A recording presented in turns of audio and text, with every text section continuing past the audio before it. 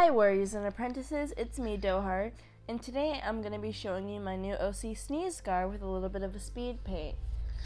Her name, Sneeze Scar, comes from when she was a little kid.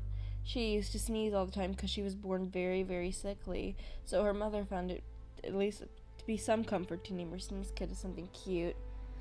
And the scar part is that she has a lot of scars, and she also has one missing leg. Well, half of the leg. Whoops. But yeah, for her personality, she's more calm and quiet, keeps to herself, but she is still kind. She doesn't really go looking out for friends or a mate or anything like that.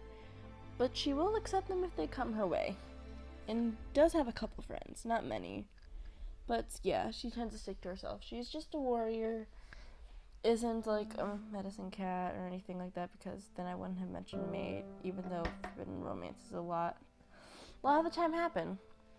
But yeah, not a deputy or anything. Just a simple warrior doing her life, enjoying herself. But yeah, I really like her. She's very pretty, and I can't wait to develop her more, and she's just really cute and pretty. I love her.